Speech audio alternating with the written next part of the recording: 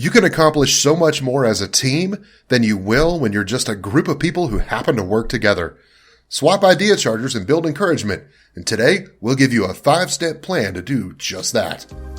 You're listening to Idea Charger Radio.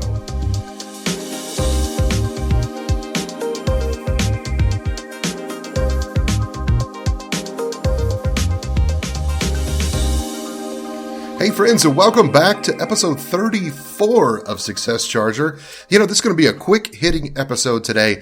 We've got some great interviews that are coming up here in the next few episodes, but I've still got some editing to do. And to be honest, I'm on the road tonight and I'm going to watch a little basketball. It's the national championship game. And if you're listening to this on the day it was released, you'll know that was last night and it was a game probably worth watching. Okay, that was my prediction. Let's hope that that's true. But hey, before I hop into today's episode, I would like to ask a quick favor from you. My wife and I are participating in a big fundraiser coming up here in just a couple of weeks, and it's just around the corner for us. It's the MS 150 bike ride. Yep, we're going to get on our bicycles and we're going to ride 150 miles over 2 days. Man, I hope I'm ready. Well, I know my bike's getting tuned up and we just got hers done. We've got one more warm-up ride this weekend and then the main event. And this is where we need your help. We're still trying to get our fundraising up to where we want it to be, and I need my Success Chargers to help us out with that. We're raising money for the MS Society to help people with multiple sclerosis. I'll try to get that out. That's why they just abbreviated MS, right? All right.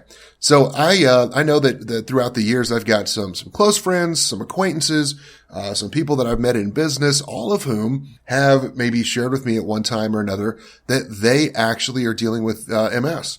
I would imagine if you started looking around in your network of friends and clients and prospects and the people that you may very well know some folks with MS as well. Me suffering on a bike for 2 days to pedal 150 miles and raise money for this great cause pales in comparison to what people deal with MS over a lifetime. Here's how you can help.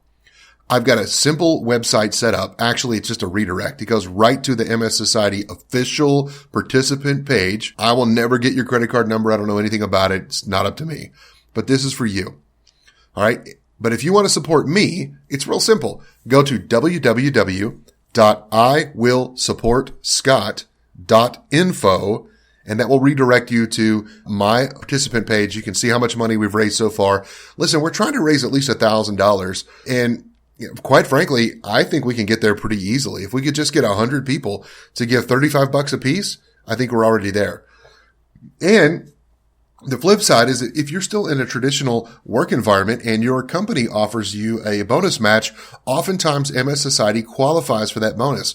For any money that you donate, your company foundation sometimes will double that donation or maybe even triple it up. So if that's the case, you can input all the information online and it's all right there. We make it really simple for you. And just from the bottom of my heart, thank you. I did this fundraiser about 2 years ago and had a wonderful, wonderful time. This year I'm teaming up. I was able to get myself and my wife wiggled onto a team with one of the clients I've done a lot of work with this past year. And we'll be riding with Cameron International, the oil and gas company. They do a lot of work in the offshore space. And we're super excited about them. They've just been involved in a merger with Schlumberger Company. And so I think that we'll get to meet a lot of folks from Cameron, some of whom I already know, many of which I don't, that are bike riders, and some great folks from Schlumberger. So we're looking forward to a super ride. Oh, hey, by the way, maybe you don't want to support me. I'm cool with that. But would you do me a favor? Go support my wife. Yeah, just do it for her. She's better looking than me anyway. So here, do this. Go to www.iwillsupportchrissy. That's KRISSY.info. iwillsupportchrissy.info. Same gig, goes right to her donation page. So far, we're kind of running neck and neck on this deal, but I got to be honest with you. I want her to beat me. I want her to get more than me. So if you could do mine, you could do hers. It doesn't matter. If you want to help us out both, that's great. Some of you have already done that, and I really, really appreciate it. But that's it. Okay. So even though the ride goes in the middle of April of 2016, as this is about to go to air or be released as the podcast, but listen, if you're not hearing this until a few weeks later, that's totally cool. Just keep checking the link. I've been told that they will still accept donations even into the early part of the summer. and it will count towards our fundraising goal. So again, from the bottom of my heart, thank you so much. I really appreciate you supporting this fantastic cause, and know we're going to have a good time. But let's get to today's lesson. And I call it a lesson because it's really something that I figured out is really important. And this is really a quick hitting 5-step plan that will help you get more out of your teams. You see, a work group is just a bunch of people that work together. But a team is a group of people that really work and know how to support one another to accomplish more as a group than they ever could as a number of individuals. And here's a few things, some axioms, if you will, that I have figured out over the years of working with companies, lots of them, all around the globe. So let's just jump to it. Step 1, the workshop is but the first step. I can't tell you how many times I've had managers send their employees to a workshop that really thought that just a one and done was all it was going to take. Sometimes companies say, look, we don't want to spend a whole lot of money on this training effort, but could you come in and do a session for us? And we really think that would be helpful. But they have the expectation that coming in once is just miraculously going to fix the problem. But ladies and gentlemen, that's where it all starts. The workshop is designed to give you step-by-step ideas, actionable items, have a conversation, and figure out what you're going to do differently as you move ahead, and really identify and clarify what those are. And that leads us to step 2. Step 2 is to get your plan on paper. I highly, highly recommend when teams get together that you do some kind of work where you identify something about your personality styles. I have a fantastic tool that I use with my small groups that I go in and work with in organizations that really want to get to know each other well. If you want your team to function well together, faster, and deliver real meaningful results, do not skip this step. But you've got to go a step further. Okay, let's print those out. Let's take those personality profiles up, and after you learn about how to read them, post them where everybody can see them. So when you step into somebody's office or their workspace, or maybe you work virtual, hey, my clients get a copy of not only their own information, but if the whole team will agree to it, everybody on the team gets a copy of each other's profiles so that you can read this graph. You know exactly at a glance how to talk to people. Oh yeah, and by the way, I can even do this really cool graph that shows you where the team fits. So when you're trying to understand why it always feels like the team seems to go this way or that way in a conversation, and you always feel like the outsider, we can identify that unique perspective that you bring that your team really needs to learn to value because it's something they don't do on their own. So we'll work with that. Maybe it includes putting your game plan down. I'm a big fan of taking whatever your big, fat, audacious goal is or something you want to remind yourself of, that goal, that vision, that idea, that something you're striving for, print it out in great big letters. I like the font impact that you can find on a lot of computers. I think it's big, it's bold, it's bad.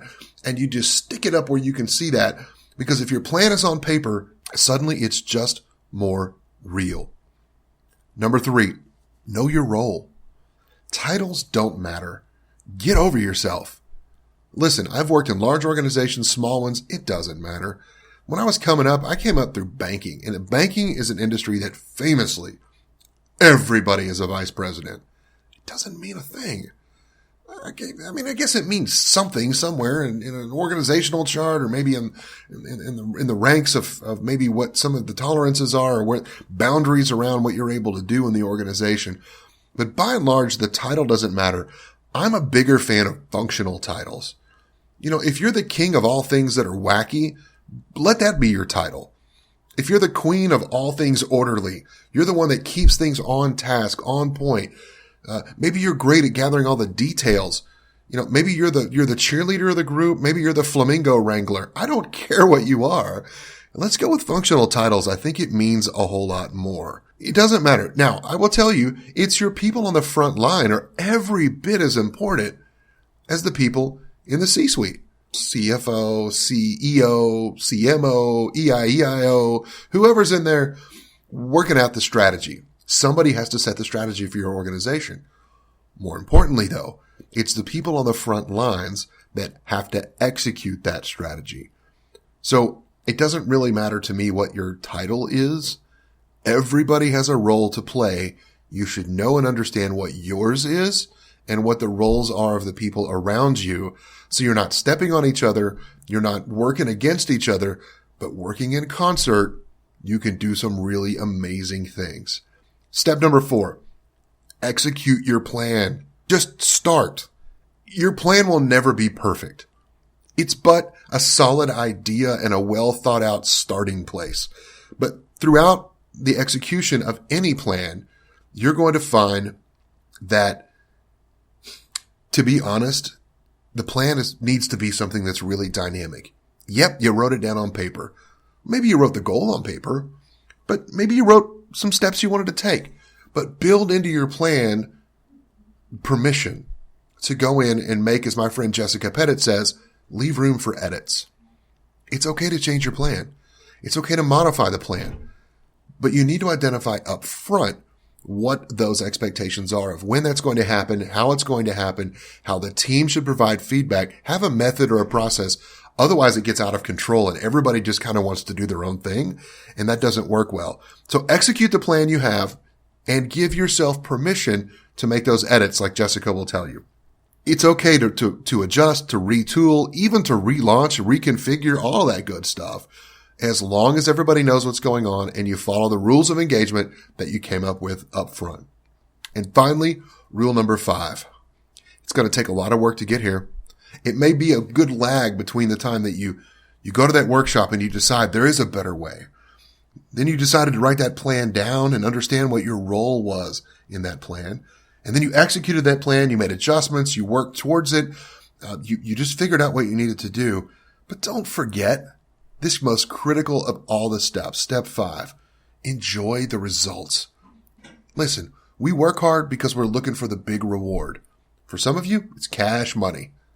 For some of you, it's not cash, but it's the sincere thank you from a customer or a colleague or a vendor or a supplier or somebody for whom you made a difference. Whatever it is that you do, whatever your perspective on the world, be sure to sit back and enjoy your results. Look, with that big bike ride coming up here in a couple of weeks, I'll be highly satisfied if my wife and I are successful in raising a lot of money for this organization.